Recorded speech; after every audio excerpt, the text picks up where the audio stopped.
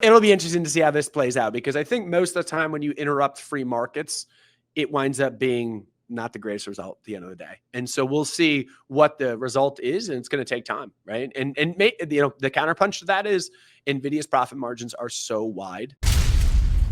Alrighty, folks, I only have one question only today for Taylor, and that is President Trump a mafia boss? Folks, if you don't know what I'm talking about, apparently in the last 48 hours, both NVIDIA and AMD have been hit for a payment of 15% to sell certain chips to foreign countries. This feels very much like protection that a mafia boss would deploy.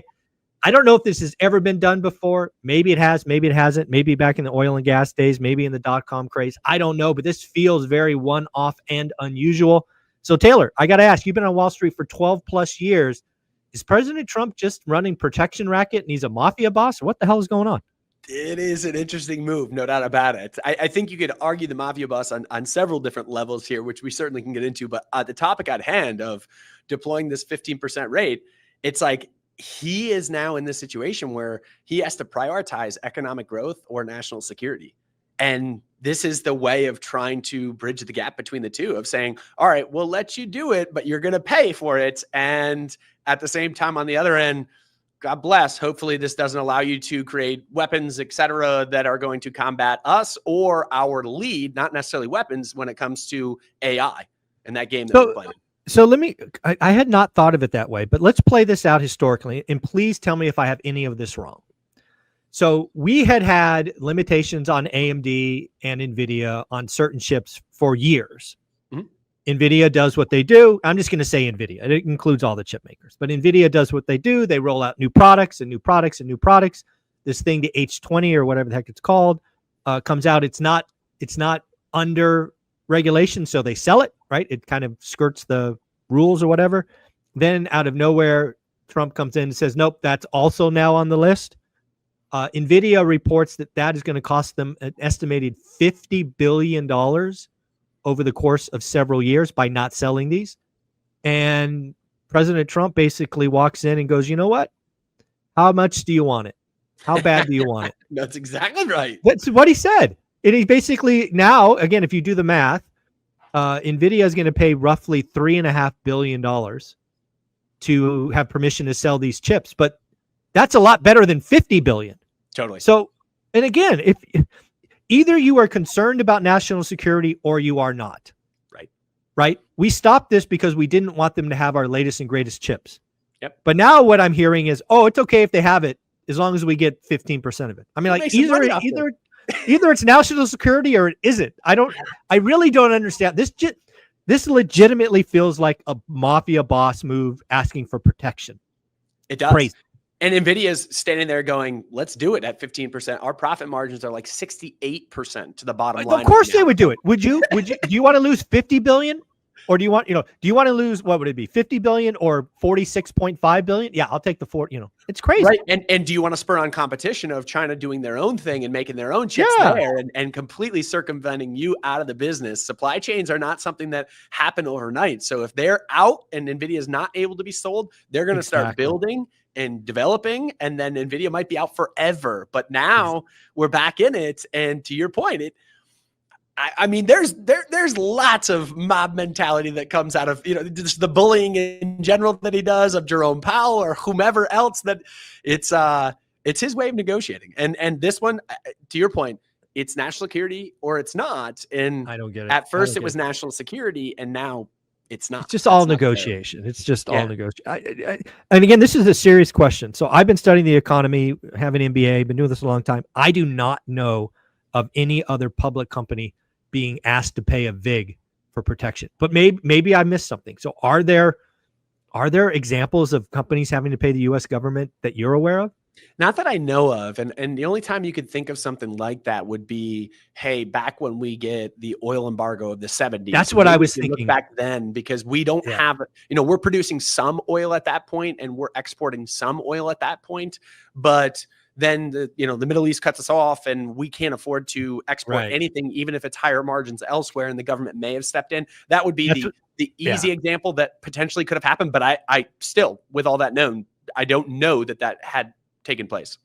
Yeah, that's exactly where I went. I'm like, do we have any examples of this? And I was thinking the 70s in oil as well, right? We got cut off. We needed national production. We there was probably penalties or whatnot put in place. Again, I don't know that, but it made me feel not much better, but a little better, right? Going, we've been here before, but this just doesn't feel right. Again, you sell it as national security, and then you say, well, hey, if I get 15% of it, I'll look the other way.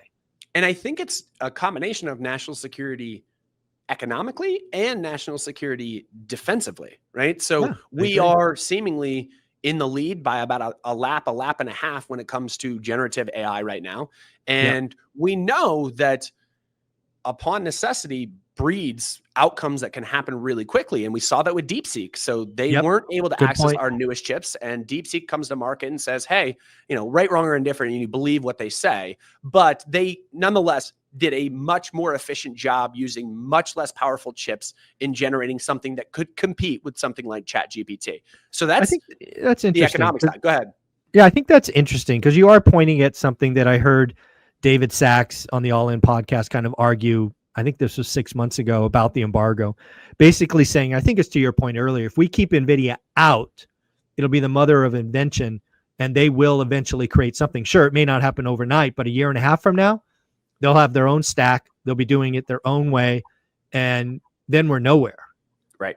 Right. So, but I still think that if you give them the turbocharger on their engine, which is what NVIDIA is giving them right now, as a result of this, their stack becomes more efficient and their background delay versus where we're at right now, that gap gets closed incrementally faster. Yeah. Well, let's play this one step further. Again, one of the things that, I've witnessed about Trump is when he finds a vein, he will keep mining it. So apparently he's found a vein with AMD and NVIDIA. Who's next? Yeah. Who else is going to have to pay protection? Yeah, it's interesting. I mean, technology is where we have the massive lead. Like that is. Oh, is it? I mean, is it Apple? Is Apple going to have to pay a vig to sell this? I don't know. I mean, this is such a slippery slope to me. It is. That